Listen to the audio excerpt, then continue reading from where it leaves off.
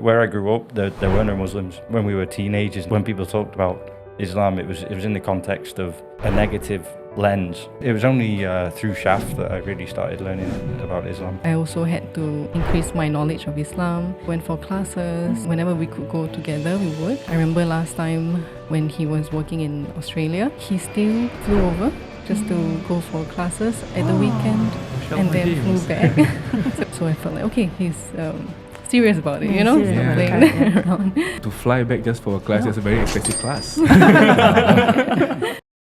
This podcast is brought to you by MCAS Darul Arqam Singapore, an organisation dedicated to supporting converts and strengthening the Muslim community through education, care and guidance. Support MCAS Darul Arqam through your donations and zakat at mcas.sg/give.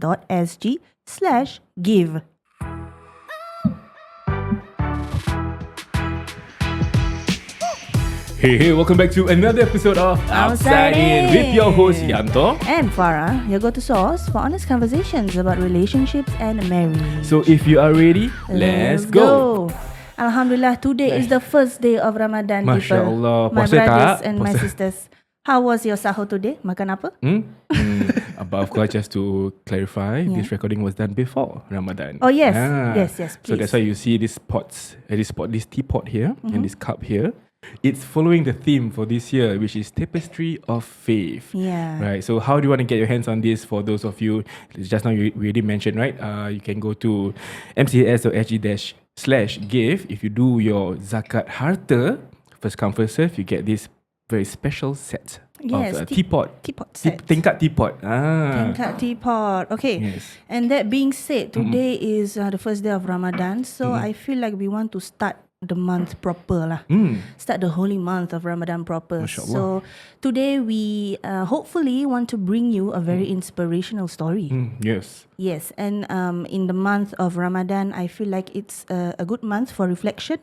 And inshallah, this story can inspire us to become better Muslims, better version of ourselves. Also, this episode will be fully in English. Maybe we'll try to see how he give him some tests later. Because our guests for today, James and Shafika. Yes, and they have requested not to show their face lah, so we have to respect it. But we are very thankful for you guys for coming here today. Thank you so much. Very looking forward to hear your journey. Yeah, so how are the two of you today, mashallah? Good, alhamdulillah. Yeah, good. Alhamdulillah. Are you nervous, James? Yeah, super. I wasn't nervous till I started speaking. I could hear my own voice. You see, do you hear the voice? Of Yes, James. so very interestingly, our guest today is a multicultural Muslim couple. Alhamdulillah. So we want to find out, we ask all our couples who come here on Outside In, how did you guys met? Well, I'll go first because no one believes my story. Oh. So we worked together. Okay. And I was a handsome guy in the office that Mashallah. Shaf ruthlessly pursued. And yeah. You can see why people doubt him, right? With such confidence. Mashallah. But Shaf, is it true, like what he said? He is the handsome guy in the office and you were ruthlessly pursuing him. Yeah, handsome personality. Also, of course, very charming. Right, mashallah. Okay. So what led you to so if the story is true, so what led to you pursuing him? What was his qualities that you said it's handsome that made you pursue James? Yeah, I'll tell you the true story now. So yeah, in the office, there was a time where this was way before COVID. So they started to organize a lot of sports events after work. So we had badminton, table tennis, basketball. So it's a way for employees to mingle with each other and bond and also be healthy. So yeah, I think only after 3 years, right, of being in the same office, through these events, we started to get to know each other. And then one day, should I tell the photo? Yeah. So one day we had a team meal outside, and then we had a team photo as usual. But the photo was with his phone. Okay. So for me, as usual, I wanted to keep photos and memories of, what went on in the week. So I asked him for his number so that I can get the photo. So it is somewhat true that you were the first one to ask for the number. Yeah. But like you didn't really think that it would go anywhere at that point, Right. You think differently. James just like, I forget this is a podcast, right? I've got to talk, otherwise. So when Shaf actually first asked for your number, did you think it was for anything else but the photo? No, I think I probably hoped, but I think you can appreciate Shaf's a bit out of my league, so okay. See, charmer. I think at first we were just we'd go out together and have fun together and enjoy spending time together. And I think it was only after a while that we started talking about religion, and we decided that I needed to learn a little bit more about it. And we started going to classes at Darul Akam, and started learning. So you actually introduced Islam in a way to James. 100%. 100%. Yeah. Mashallah. where are you from again? Yeah, I'm originally from Liverpool From in the UK. Liverpool, from the UK. Yeah, that's why I feel a bit hot today. Because Stop here. Stop it Rival, with the football. But at home, were you exposed to any Muslim communities, Muslim friends? I grew up sort of 2001 was when 9/11 happened, and 2003 was, I think, the Iraq War, and then after that was the 7/7 bombings. So that was sort of my exposure to Islam, right? Was Right. yeah, What the media what came painted. exactly what came through the news. And I didn't have Muslim friends, not because I avoided having them. It's just that it just so You were happens in that the your circle, circle wasn't yeah. there wasn't any Muslims. At Yeah, that point in time. yeah. Right. So it was only through Shaf that I really started learning about Islam.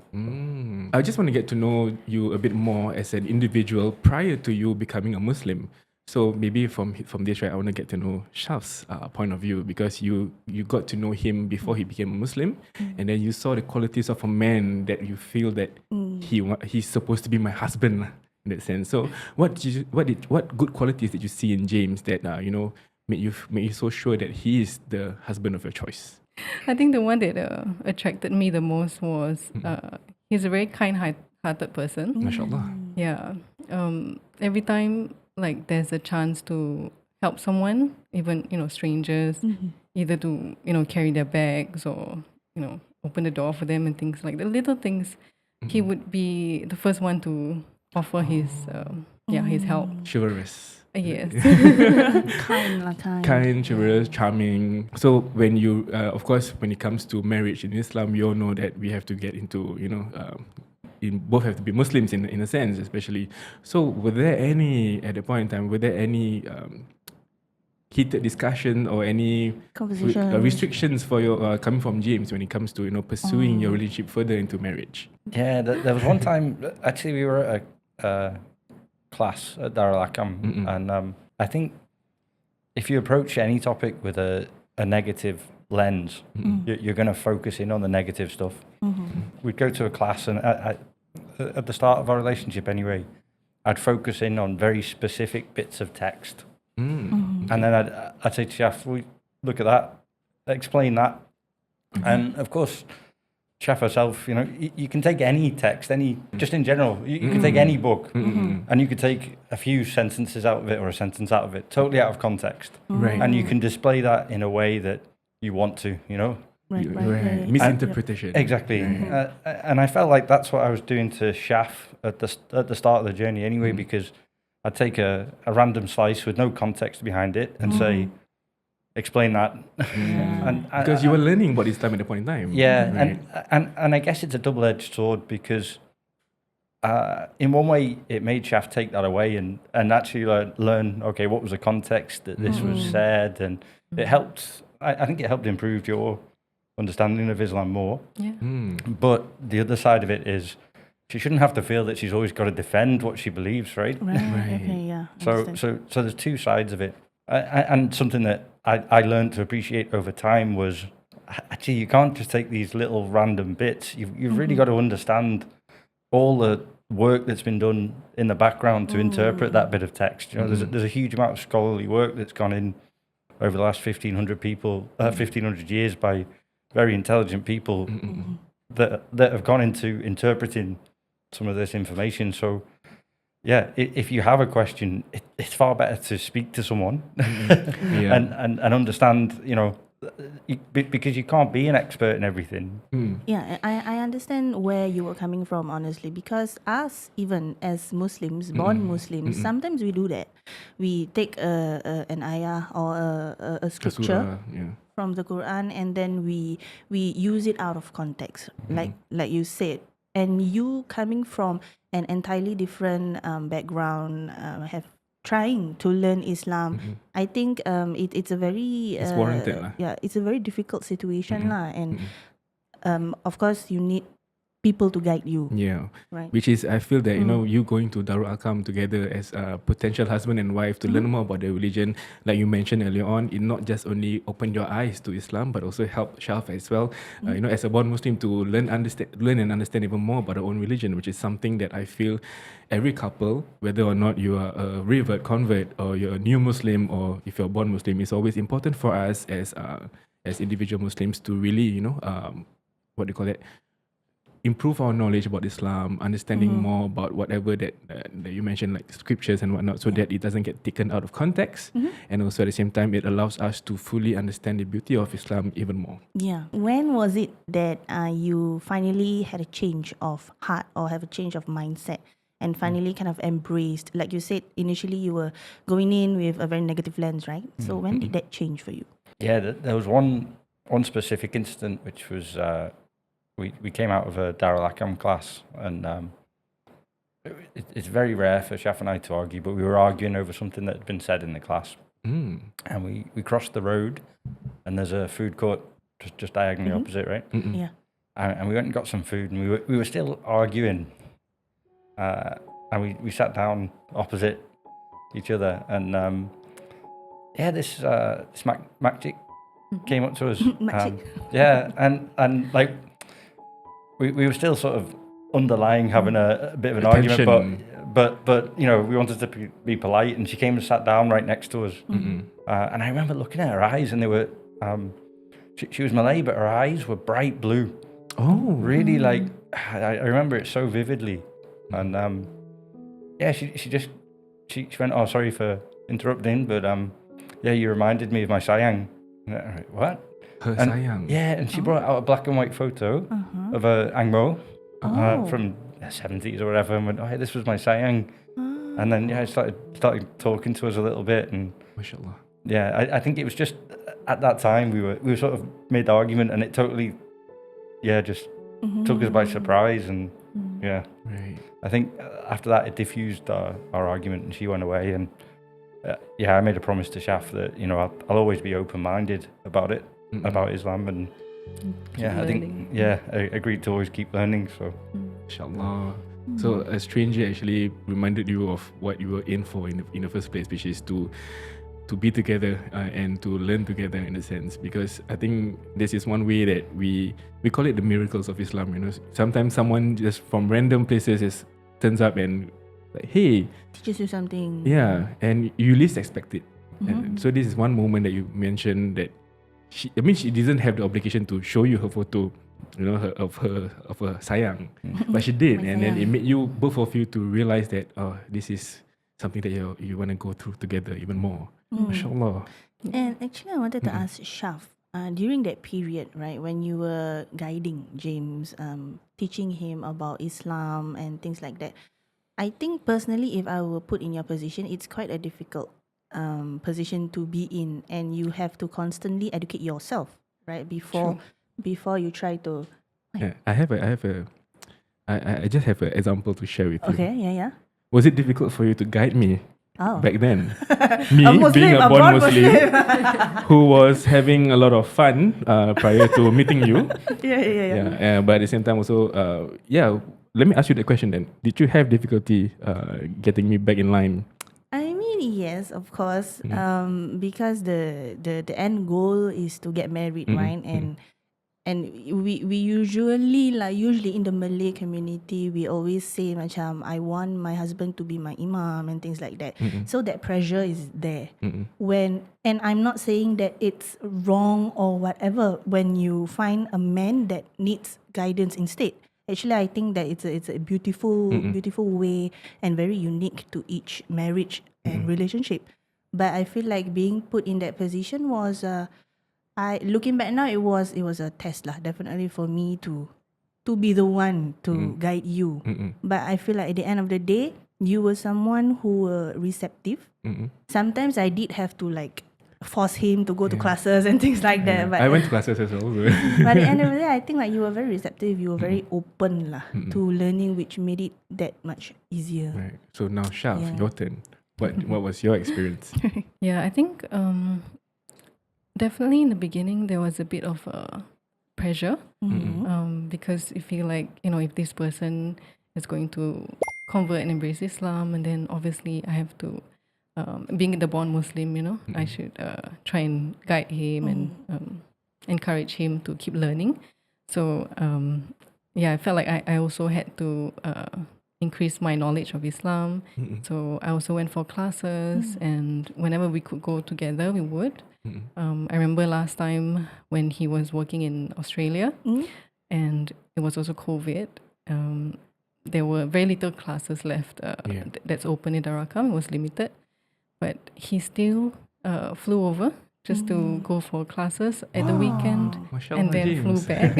So that really touched me. You know, it made me feel like, mashallah, you know, he's so willing to gain knowledge and go through all this effort, you know, just to learn more about Islam. And of course, the prospect of us being, you know, husband and wife in the future.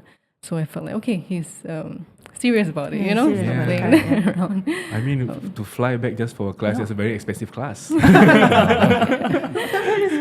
Yeah. Just to touch on a bit more about, you know, how you are as a person, because you mentioned, Shaf mentioned, right, you are a kind-hearted person, you always help people in need and things like that. Those are some qualities that in every Muslim you're supposed to have as well. Yeah, that's true. So when you learned about Islam, and how does it feel that it resonates with who you are as a person, and does it in fact actually enhances your abilities to be kinder to people, or do you feel that Islam has positively improved yourself as an individual? Yeah, I think the bit of Islam, or one of the parts of Islam that resonates most with me is the sunnahs.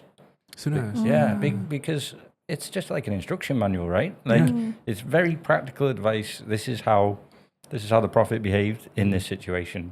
Oh, okay. This is a behavior that, all Muslims will recognize. This is how you should behave. So it's very, very simple and speaks directly to me. Mashallah. Yeah. So it was more of like it wasn't something out of the ordinary for yourself. It felt like this is something that I've been practicing all along. Just that with Islam, it's more guided for you. It's probably simpler than that. This is the IKEA instruction manual of how you should behave in this situation. Right, and it teaches you how to behave. Yeah, it's very practical guidance on how to live. And this is something also it's a reminder to all of us Muslims as well, which is especially in the month of Ramadan, right? You know, we are supposed to abstain from a lot of temptations, a lot of negative thoughts, negative actions. We're supposed to be kinder to people. That's why it's part of the sunnah also when it comes to Ramadan, especially to, you know, give food to your neighbors and things like that. All these kind of things to increase our pahala. And also those are certain kinds of examples that we use, or rather the things that we do to increase our ibadah, especially for the month of Ramadan. So I feel that this is very, it's a good reminder for us lah. Yeah. It's a guidebook for us. If you don't follow, then you're wasting out on the pahalas. Yeah. Pahalas. I think talking about restraint, right?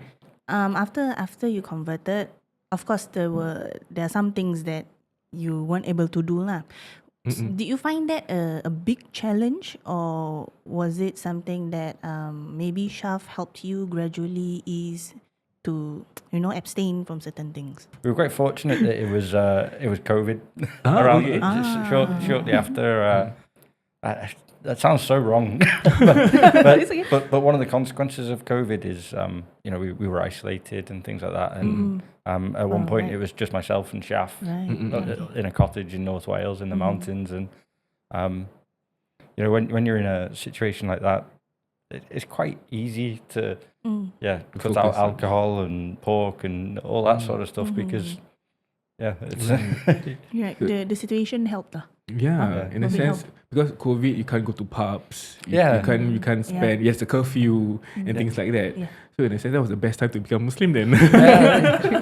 but there's a social aspect of it, right? And I think that's why a lot of people in British culture drink is because you meet up in the pub to meet your friends. So the COVID helped, and then I feel like there's been a shift in attitudes as well more recently with I think that the younger generation is a bit more sensible than I was at their age. And, I think you speak to people sort of 18, 19, 20 now and they don't really drink. In British, in the pub there. Exactly, And, there's just more prevalence of non-alcoholic options in bars and pubs and things like that. So, it kind of normalized, you could be in that social setting. And in the past, it used to be like, oh, that's a bit weird. He's not drinking. Everyone else is drinking. Whereas it kind of became normalized after COVID. Right. Oh, it really helped, huh? But in terms of people in terms of macam Melayu. Like if you meet your friends, your non-Muslim friends, right, in Liverpool per se, how was the reception of you after converting? Yeah, obviously they'd be curious, right? Like, we've known this guy since he was 18 and he used to drink. I think one of the things that sort of normalized it a bit more was that they met Shaf and they could understand. Okay, makes sense. So they knew you were Muslim. Yeah. But I mean that's another topic as well, right? Because really where I grew up, there were no Muslims. Okay. So initially, when we were teenagers and things like that, when people talked about Islam, it was in the context of terrorism or whereas sort of over time, especially in Liverpool where I'm from, we had some really positive examples of Muslims. So we had Sadio Mane and Mo Salah and my friends could really relate and go, Shaf's Muslim. Oh, Mo Salah's Muslim and he's a nice guy, Right. He's one of my heroes. And it kind of helped normalize Islam in a beautiful way rather than that negative lens that was painted in a sense. Exactly. Yeah. Mashallah. Talking about culture and whatnot. So, Shaf, you were staying abroad for a few years with James, after you got married and all that.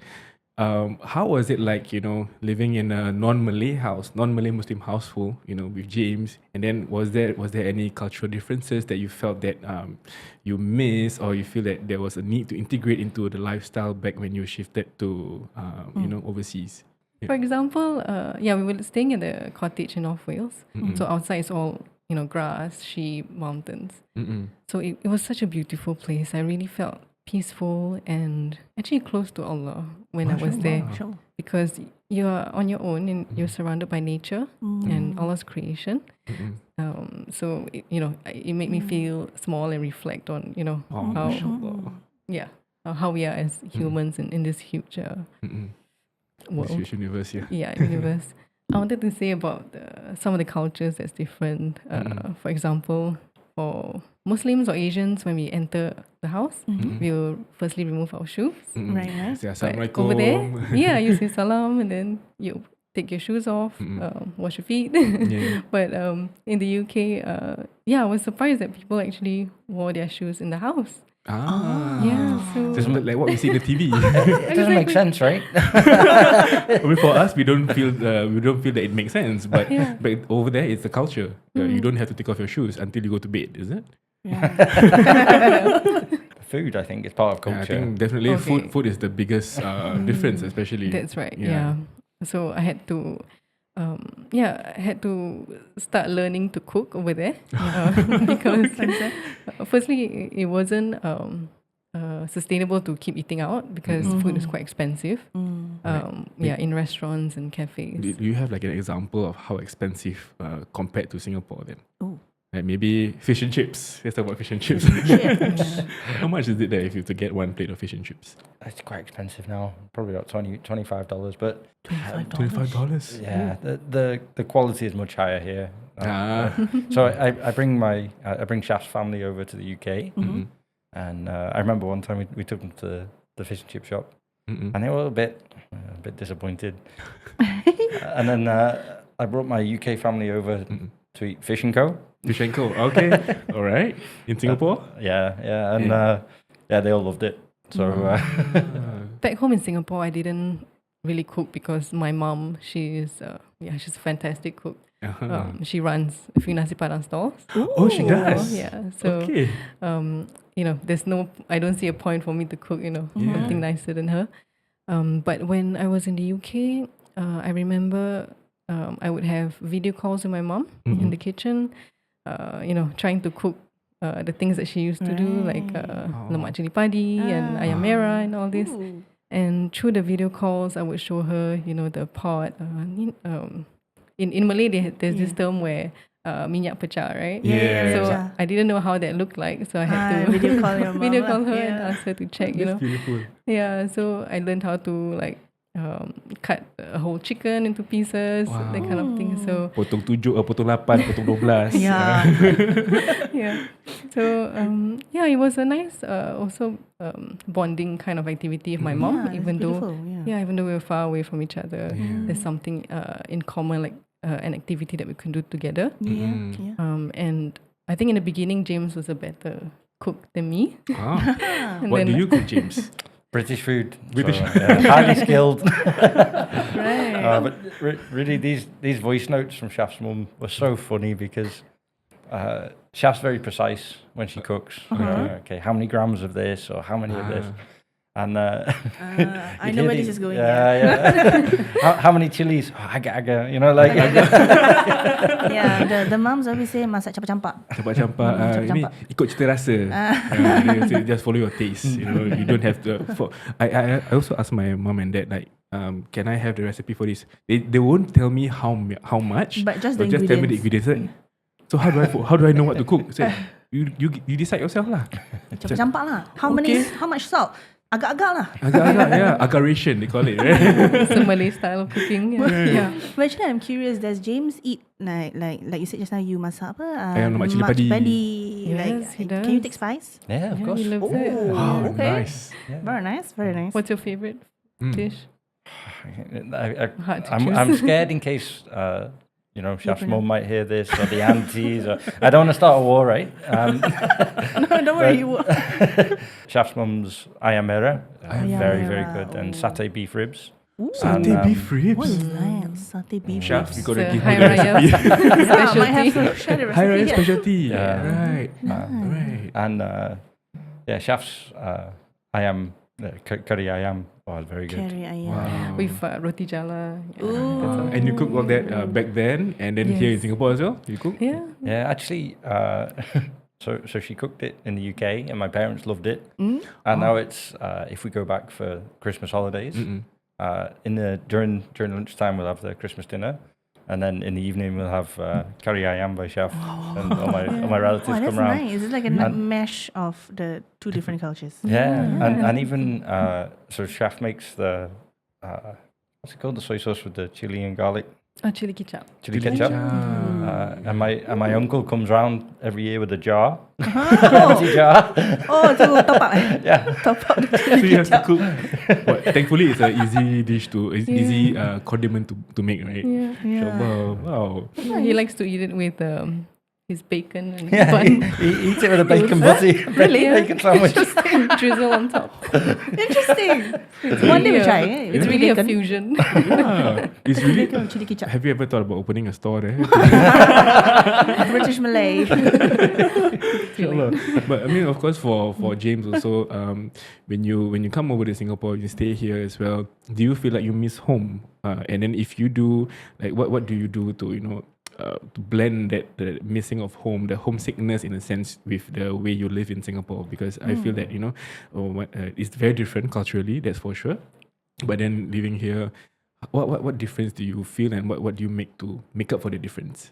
Yeah, so obviously I miss my family and my friends in the UK, but now I consider Singapore my home, right? I've got Shaf, I've got Shaf's family, I've got friends, and but there's stuff that happens, and maybe Christmas is an example. So this was the first year that we didn't travel back, and the way we got around that was we cooked a halal Christmas dinner, invited Shaf's family round, and did you have a taste of home, taste of the UK home back in Singapore? And it was really because what you realise is British food tends to be meat and potato.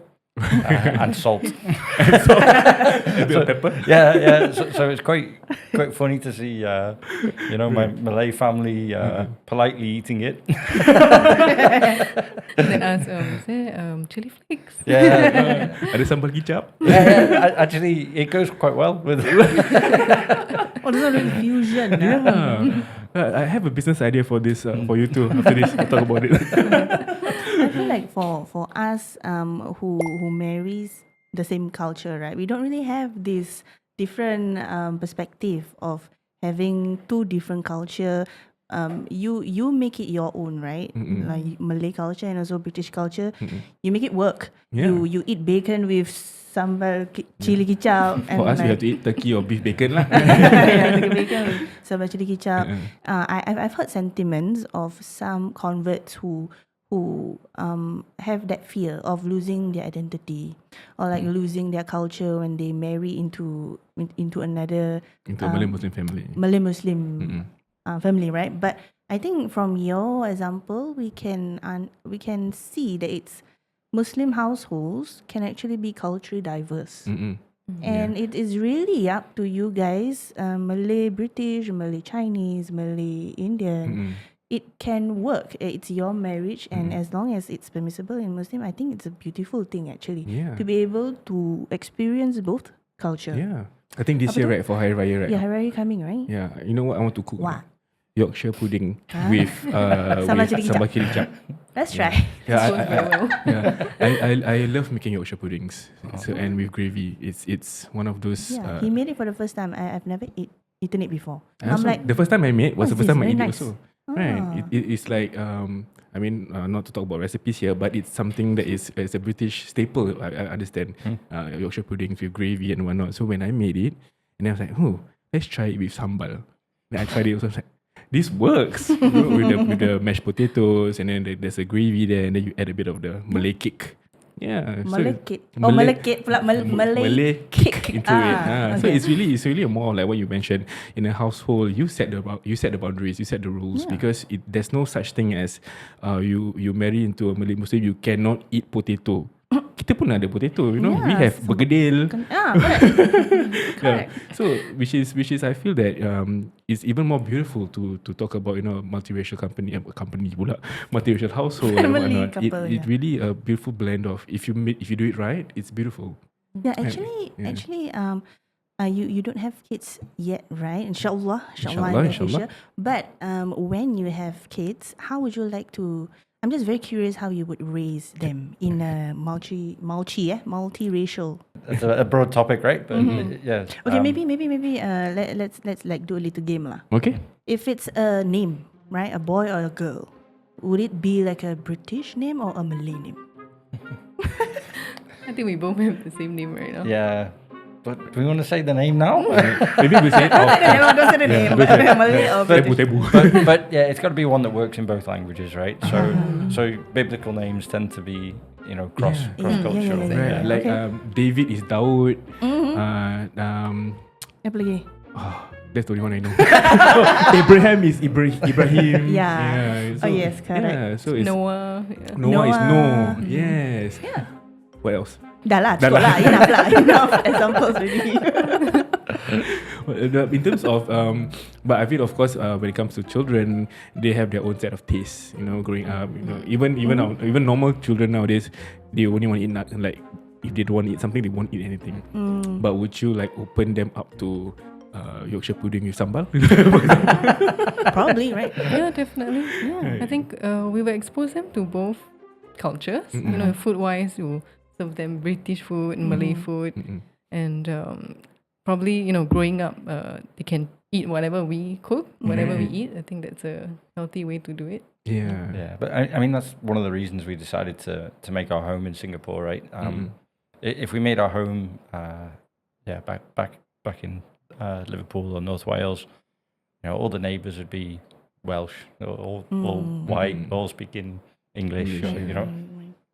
Whereas that's the huge benefit of living in Singapore. You know, you have neighbours of all different races and languages, and you can learn from all the different cultures. So that was actually one of the key reasons we decided to make Singapore. a home here and try and bring up children here. Mashallah. Mashallah. Okay, I also like to ask something. You don't have to answer if you're uncomfortable, but I just want to ask whether how did both of your family or parents accepted each other? So for my side, when I told my mom about James, and obviously he's British, he was non-Muslim at the time, and my mom was like asking me, is there no other, you know, Malay Singaporean Muslim guy that you can find? Kalau Melayu say, tak cukup ke anak Melayu kat Singapore? Gitu. Exactly, yeah. So thinking back, that was quite funny. But after that, you know, once I brought him to meet my mom, and we had a meal together, and your mom was there as well. Right? I think that was the key, actually. Both our mums meeting each other, and I think that kind of helped them like Understand each other. And now, James is like her favorite son-in-law. That's the best title to get. Only son-in-law. Only and the favorite. I mean, one of works. one. For James as well, when you first introduced Shaf to your family, what was their reaction? My family absolutely loves Shaf from the minute they met her. So Inshallah. What do you think was it about Shaf that your parents loved? I think really around each other we laughed so much. That's beautiful. And I think they could tell straight away she was a very kind person and with a massive appetite. That was so important to my mom that she's a good eater. I feel like when it comes to our religion, we know that akhlaq is one of the most important things lah. I feel like non-Muslims or Muslims, I feel like akhlaq, our character, if it's good, inshallah it will translate and make a good impression on reflects on our somebody. actions also. Yeah, because I think when it comes to being a kind person, like you mentioned even at the start of the episode, right, that's the main key factor. And it doesn't have to be, it's not a religion based in a sense where you know you have to be Muslim to be good. No, it doesn't work that way. You have to be good as a person. But of course, inshallah, with Islam, like you mentioned just now earlier on, refines the character. It gives you that guidance of, you know, the sunnahs. You do good, you get this. I mean, of course, on top of that, you announce to them that you wanted to convert to becoming a Muslim, and their reaction, I feel, you know, we mentioned of course also, they were not so. I mean, they were receptive of you wanting to convert to Islam, but there any part on Shaf's side, you know, to convince them? Do you have to convince them that James is going to be a good person? Don't worry, he's not going to go south and whatnot. No, actually, I think, like I said, when my family met James, got to know him personally, he's just a very nice guy. My mom was like, you know, her heart was open to accept him in the family, and my whole family. I think there's one funny story about when Shaf moved to the UK. One of her mum's workers told her, "Your daughter's going to the UK. Be careful. You know, she can be put into slavery, or you know, she'll, you know, really quite an old school mentality." And I was totally unaware of this. And where we were living in North Wales, it was a farm, and there's there's tractors and diggers and things like that, and then, you know, we built a greenhouse, and you know, so we were sending photos back of her like putting down paving stones and Interesting. driving the concrete. digger, and I didn't realise at the time. Yeah, her mum had in the back of her mind. Oh, That sunset. yeah, exactly. What happened to my daughter? Jadi kuli. Exactly. Mak kan?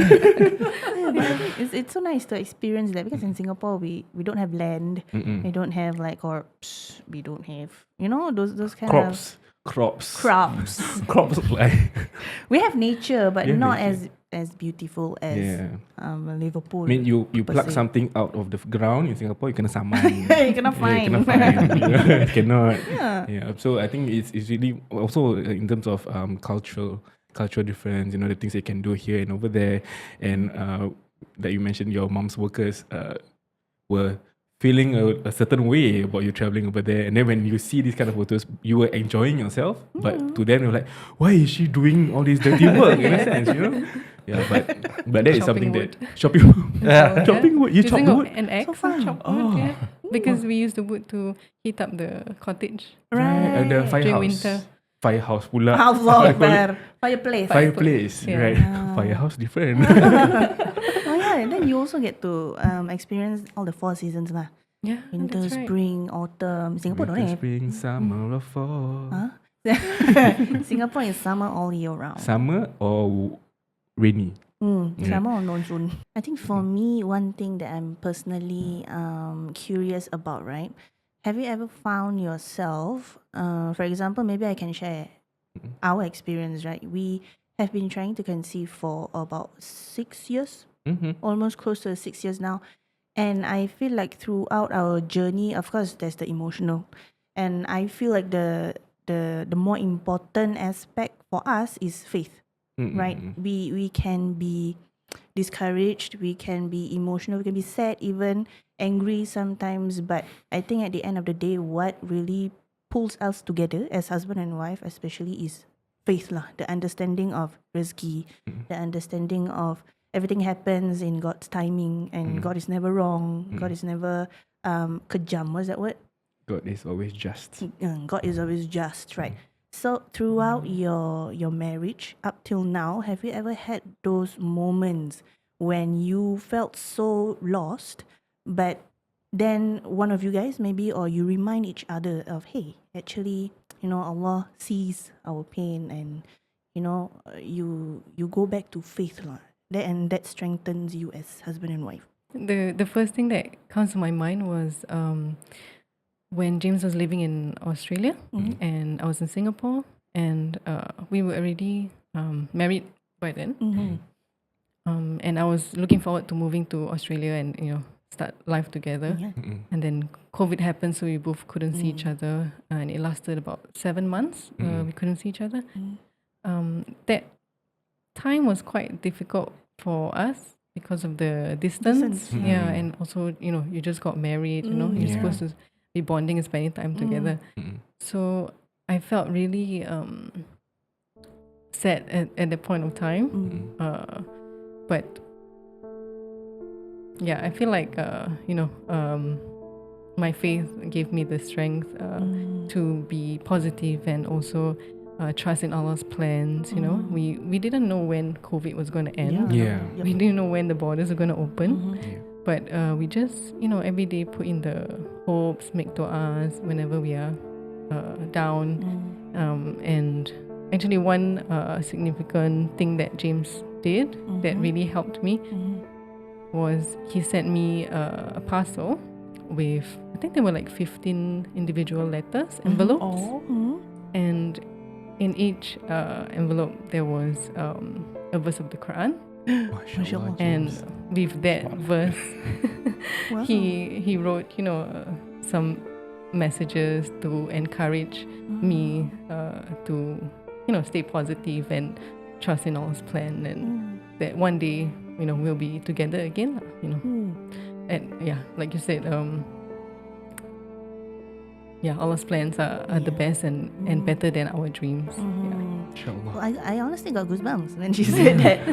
But James, what pushed you to do that for Shaf? Yeah, look, it was that does I knew it was important to Shaf. So it's simple. Okay, this is it's important to her that I'm increasing my knowledge. So, what's one way I could do that? You did it. Yeah, read a verse of the Quran. It's I don't want to over romanticize it. It was quite. Really a It is reminder. very romantic though. I mean, even if it's just a Means love a lot. letter, it's really romantic. What more verses from the Quran? It's like 15 different verses. That means like he really like read and choose the ones that spoke to him perhaps. Yeah, which you see the growth when we asked James at the start of the episode, like when you first read into the Quran, the surahs and whatnot, you had questions, but this time around you were quoting the Quran to provide solace for your wife. Mashallah, the improvement that you have done on your part, even though you're apart from each other for 7 months, mashallah. Inshallah. I think one more. Yeah. If I can Yeah, add one more please, thing is because during COVID, a lot of families also couldn't see each other. Yeah. So we tried to focus on our blessings and also think about people who are in a Less fortunate. less fortunate position.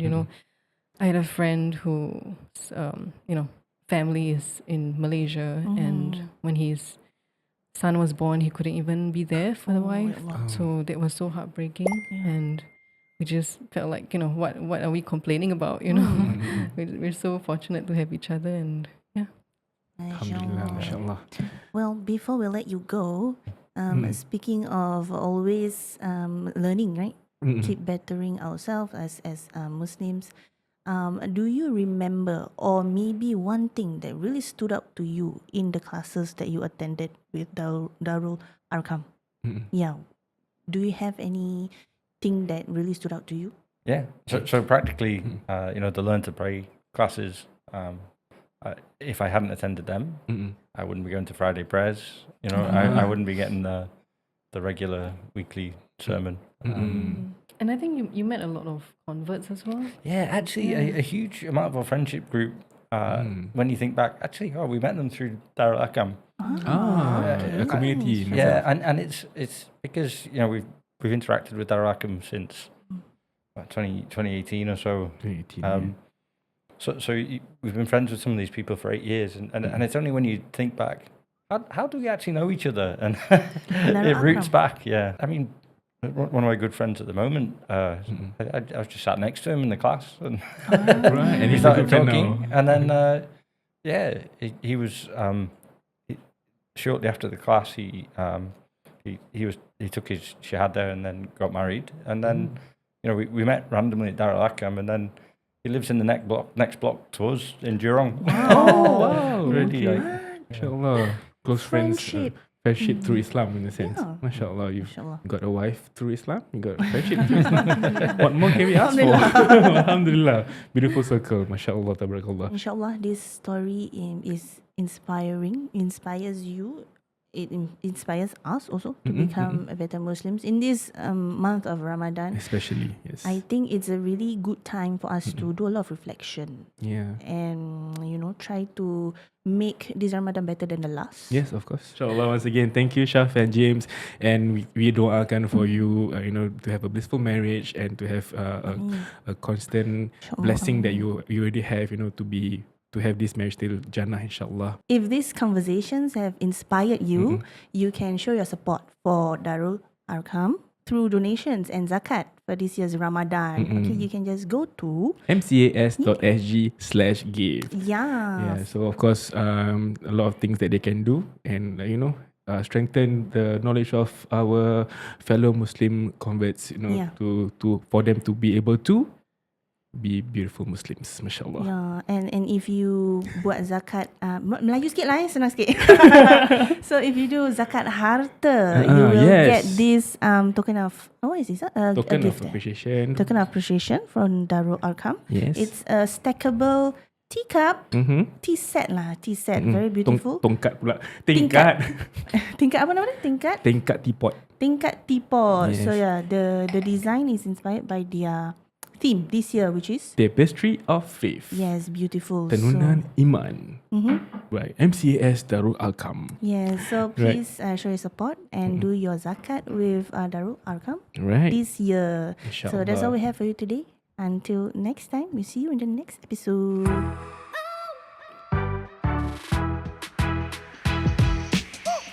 We have come to the end of another episode of Outside In. If you like what you hear, please follow us on all our socials: TikTok, Instagram, Spotify, and also YouTube. Share it with all of your friends and family members so that they can benefit from this episode, inshallah. Till next time, Assalamualaikum. Ramadan Kareem. Bye.